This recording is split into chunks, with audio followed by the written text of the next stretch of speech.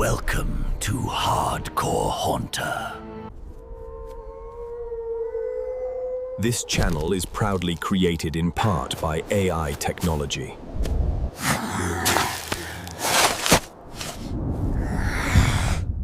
Good evening and welcome to the graveyard, a hallowed ground where the earth is turned, where secrets sleep beneath the sod, and where the restless stir under the moon's pale gaze.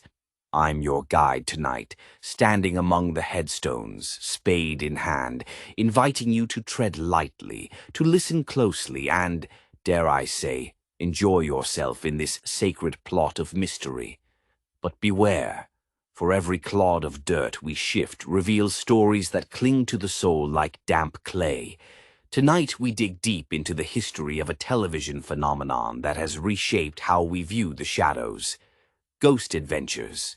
So, grab your lantern, steady your nerve, and let's break ground.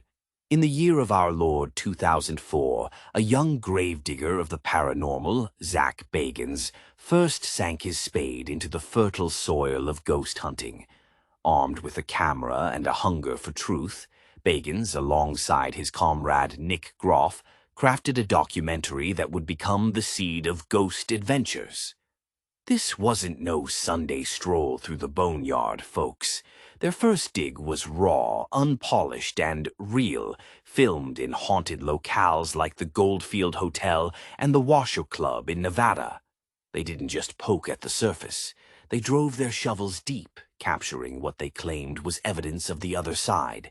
Disembodied voices, orbs, and apparitions that made the dirt tremble. That documentary, released in 2006, was no mere headstone. It was a monument, catching the eye of the Syfy channel, which soon became Syfy. By 2008, the Travel Channel saw the gleam of something rare in that clod of footage. They greenlit Ghost Adventures as a series, and Bagans, Groff, and technician Aaron Goodwin became the crew to watch, turning over the earth of America's most haunted sites. Their jargon was that of the trade, EVPs, electronic voice phenomena, caught on digital recorders, EMF spikes signaling spectral presence, and lockdowns where they'd seal themselves in the dark with the dead, no escape till dawn. They weren't just tossing dirt. They were excavating history, from the blood-soaked fields of Gettysburg to the crumbling cells of Eastern State Penitentiary.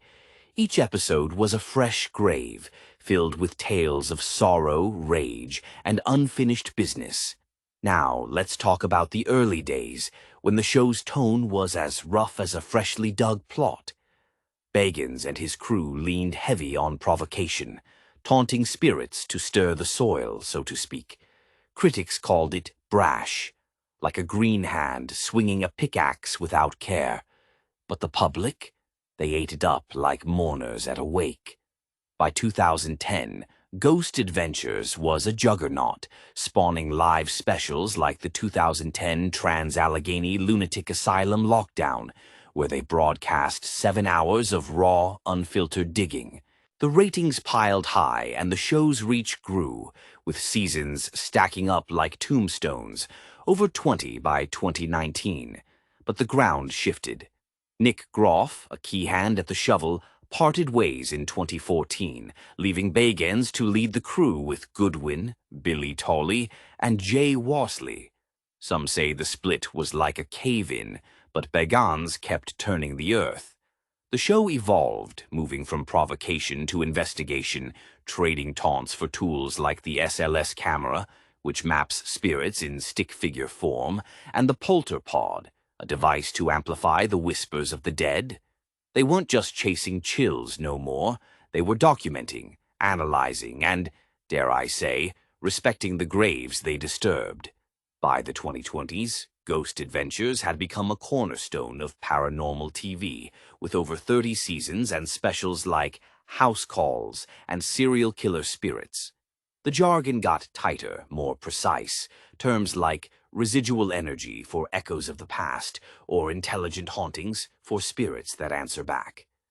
They dug into places like the Los Angeles hospital, where the dirt was heavy with pain, and even Bagans' own haunted museum in Las Vegas, a boneyard of cursed relics. The show's tone grew serious, concerned, yet still carried that upbeat spark like a gravedigger whistling through the fog. They weren't just entertainers, they were chroniclers of the unseen, sifting through the clay of human history.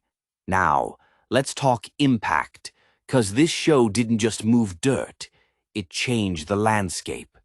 Ghost Adventures made ghost hunting mainstream, inspiring a generation to pick up their own spades. Paranormal tourism boomed, folks flocking to places like the Stanley Hotel or the Queen Mary, hoping to catch a glimpse of what Bagans' crew unearthed. But it also stirred the pot of public perception, especially round Halloween.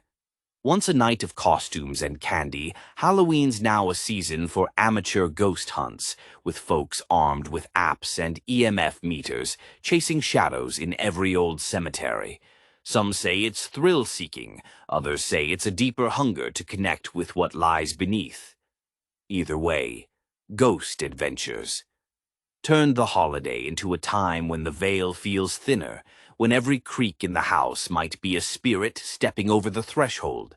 As we stand here in 2025, Ghost Adventures remains a beacon, still airing on Discovery Plus with Bagans at the helm, his crew ever ready to break new ground.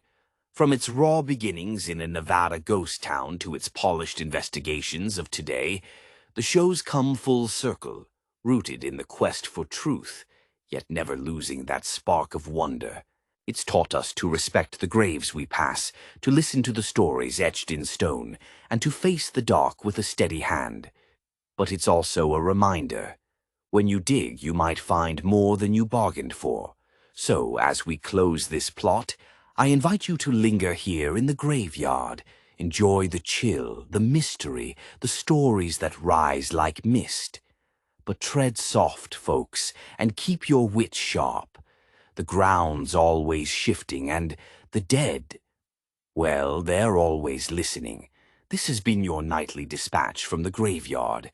Stay curious and stay safe. Good night.